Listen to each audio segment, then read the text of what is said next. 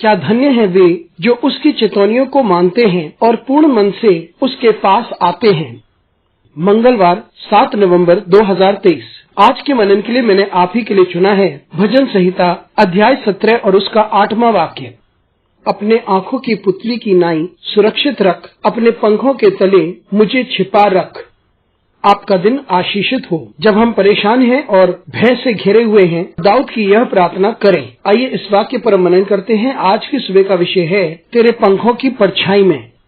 इस भजन में दाऊद परमेश्वर की ओर निहारता है अपनी सुरक्षा के लिए। दाऊद परमेश्वर के सामने आता है और बताता है किस प्रकार से वे परमेश्वर से प्रेम करता है और किस प्रकार से जिंदगी के हर तरीके से उसने परमेश्वर को आदर दिया है। लेकिन वह बहुत सी चुनौतियों का सामना करता है। वे उन लोगों के बारे में बात करता है जो उसे पराजित करना चाहते हैं। वे उन दुष्ट लोगों के बारे में बात करता है और उन दुश्मनों के बारे में भी बात करता है जो घात लगाए हुए हैं कि वे उसे पूर्णता समाप्त कर दें। वे उन लोगों की चुनौती के बारे में बात करता है जो बलशाली हैं और ताकतवर हैं और वे चाहते हैं कि वे उसको नाश कर दे। वे परमेश्वर को निहारता है और सुरक्षा की गुहार लगाता है और इस विशेष प्रार्थना में वे परमेश्वर को पुकारता है और परमेश्वर से कहता है कि परमेश्वर उसे आंखों की पुतली के समान रखें, क्योंकि परमेश्वर ही है जो हमारी प्रार्थनाओं का जवाब दे सकता है और जो हमें सुरक्षित रख सकता है। परमेश्वर अपनी आंखों की पुतली के समान हमें सुरक्षा प्रदान करता है।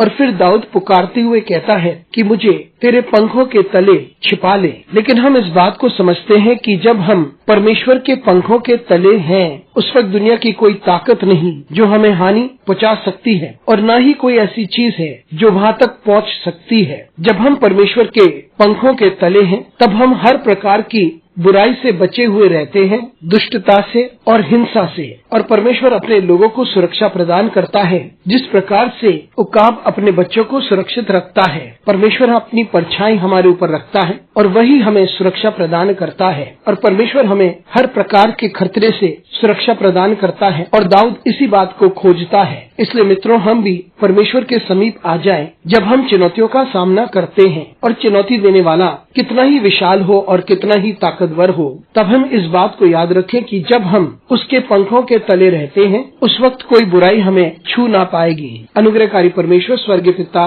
तुझे धन्यवाद देते हैं। हमारी सहायता कर परमेश्वर, ताकि हम इस बात को समझ सके कि हम तेरे समीप आकर तुझसे आशीष की गुहार लगाए और तेरी सुरक्षा मांगे और इस बात का दृढ़ विश्वास अपने अंदर रखें कि हमें कुछ नहीं छू सकता, ना ही हानि पहुंचा सकता है। हमारे साथ परमेश्वर तू बना रहे। यीशु मसीह के नाम से मांगते हैं, आमीन।